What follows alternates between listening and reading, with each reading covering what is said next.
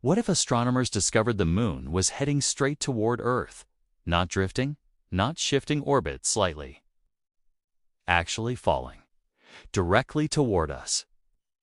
And there was nothing, no rocket, no nuclear weapon, no plan that could stop it. How long would we have? What would happen first? And what would the last moments actually look like? Let's follow it all the way to the end. The first sign would not be an explosion or a shockwave. It would be the tides. The moon controls Earth's tides through gravity. Right now, at its normal distance, the moon pulls the oceans toward it gently, creating the regular high and low tides we see every day. Predictable, stable, the same rhythm the Earth has had for billions of years. But as the moon gets closer, that gravitational pull gets stronger, much stronger. Gravity follows what scientists call an inverse square law, which basically means that if you cut the distance between two objects in half, the gravitational force between them does not double, it quadruples.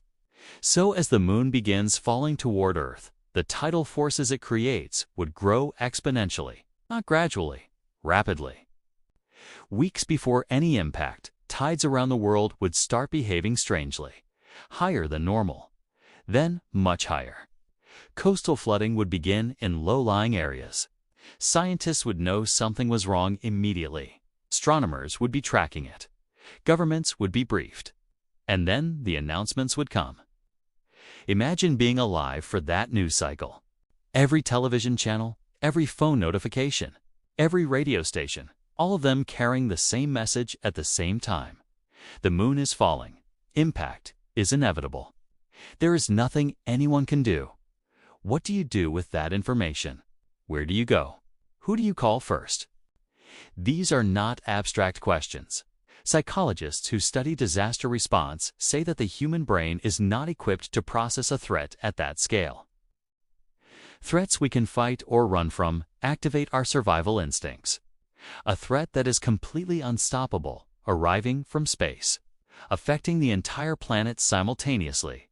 That is something the human mind has never had to process before. Some people would panic. Some would go completely still. Some would try to drive somewhere, anywhere, even knowing there was nowhere to go. And some would just go home, sit with the people they love, and wait. In the final days before impact, the changes would become visible to the naked eye.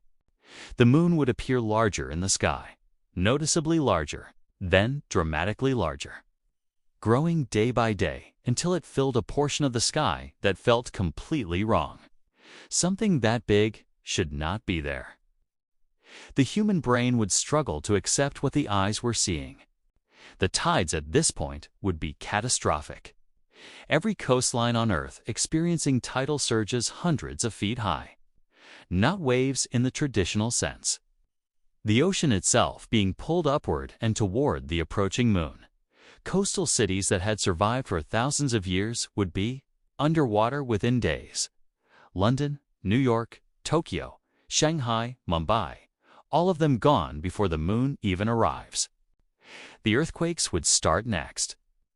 As the moon's gravitational pull intensified, the stress on Earth's tectonic plates would become enormous. Every major fault line on the planet would begin activating. The Pacific Ring of Fire, responsible for about 90% of the world's earthquakes under normal conditions, would become almost continuously active. Volcanoes that had been dormant for centuries would erupt. The sky would fill with ash. The temperature would drop. The ground would not stop shaking. And then comes the Roche limit. This is the point where things go from catastrophic to unsurvivable. Every large object in space has what scientists call a Roche limit, the minimum distance another object can get before the tidal forces become strong enough to tear it apart. For the moon and Earth, that distance is roughly 11,470 miles. At its current distance, the moon is about 238,000 miles away. Safe, stable, where it has been for billions of years. But as the moon falls closer and crosses that 11,470-mile threshold, Earth's tidal forces would begin tearing the moon apart. The same gravitational pull that creates our ocean tides would be strong enough at that distance to overcome the moon's own internal gravity, the force holding it together. The moon would begin to break apart. Slowly at first, cracks forming across the surface, chunks breaking free, then faster. The moon fracturing into enormous pieces, each one still massive, each one still heading toward Earth, now spread across a wider area. Instead of one impact, Earth would face thousands of them. The debris would hit first. Rocks the size of houses, rocks the size of cities, all falling through the atmosphere at tens of thousands of miles per hour, each one hitting with the force of a nuclear weapon. Hundreds of them every hour, then thousands. Every impact kicks up enormous amounts of dust and debris into the atmosphere. The sky darkens, then goes black. Sunlight cannot get through. Temperatures begin dropping globally within days. The actual large fragments of the moon, pieces potentially hundreds of miles across, would follow, each one hitting with a force that makes every natural disaster in human history look trivial. The craters they leave would be visible from space. The shock waves from each impact would travel around the entire planet. The heat generated by each collision would be enough to ignite forests thousands of miles away. And the combined effect of all of them hitting in a short period of time would be something scientists call an impact winter. The atmosphere so filled with debris and dust that sunlight is blocked for years. Temperatures dropping to levels incompatible with most life on Earth. So is there any survival at all? Possibly. Deep underground. The people with the best chance would be those in deep bunkers, mines, or underground facilities, far from any coastline, far from any major fault line, with enough food, water, and air to last years rather than weeks. Not because the surface would be immediately uninhabitable everywhere, but because the combination of impacts, earthquakes, tsunamis, volcanic eruptions, and impact winter would make surface survival extremely difficult for years or decades after the event.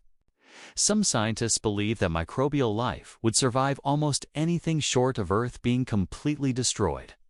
Simple organisms deep underground or deep in the ocean would likely persist regardless of what happened on the surface.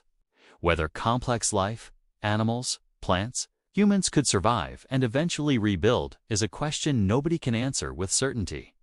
The honest answer is probably not. Not at any meaningful scale. Here is your final thought. The moon is not just a light in the night sky. It is not just something to look at or write poems about. The moon is one of the primary reasons life on Earth exists at all. It stabilizes Earth's axial tilt, the angle at which our planet sits relative to the sun. Without that stability, our seasons would be wildly unpredictable. Some scientists believe that without the moon, Earth's axis could tilt so dramatically over millions of years that the poles would face the sun directly and the entire climate system would collapse. The moon drives our tides, which drive ocean circulation, which regulates global temperature. It slows Earth's rotation, which regulates the length of our days.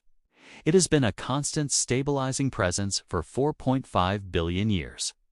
We look up at it every night without thinking about any of that. But it is not decoration. It is infrastructure. The most important piece of natural infrastructure our planet has. And if it ever fell, we would fall with it. And that is what would happen if the moon crashed into Earth. Next time we ask, what would happen if Earth just stopped spinning entirely? Subscribe so you don't miss it. And we will see you in the next one.